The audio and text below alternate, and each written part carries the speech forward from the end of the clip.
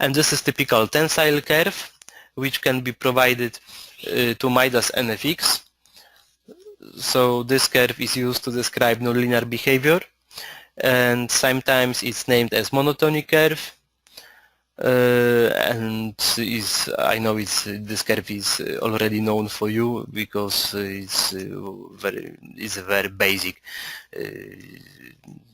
let's say, knowledge from the college. So there is no point to talk too much about that. So if we take a look on this curve, for example, we can categorize a few regions like linear region, perfect plasticity, strain hardening, and necking.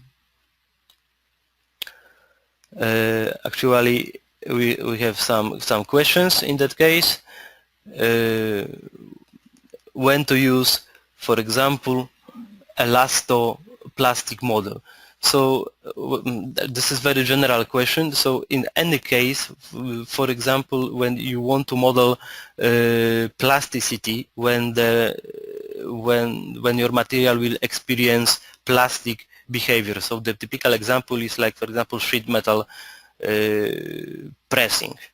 So we can use this model because you have to generate the permanent strain in these cases. So this is common example. Actually, our example, which I provide to you, will use this elastoplastic model.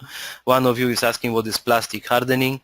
The hardening is the feature of the material. So at this moment, I would like to refer to you to go to the strength of the material of the or some other book of the mechanics of maybe some materials tests, and you can find a lot of knowledge for that. So this is the hardening. Basically, the how to calculate hardening coefficients. In Midas NFX, we are specifying this as the function.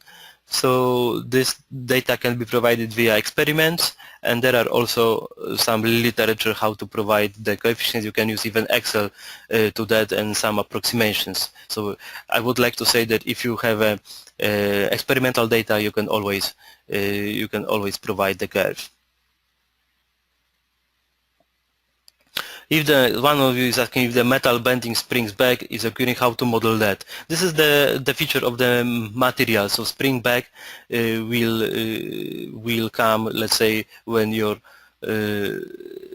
load, let's say, will be removed, and there will be some type of energy stored in the model. So this effect is provided automatically because not every, let's say, in terms of the sheet metal simulation, not every, let's say, single element will be experience the plasticity. So there will be some part which still remain elastic, and this will give you this effect. Okay, let's go back to the presentation.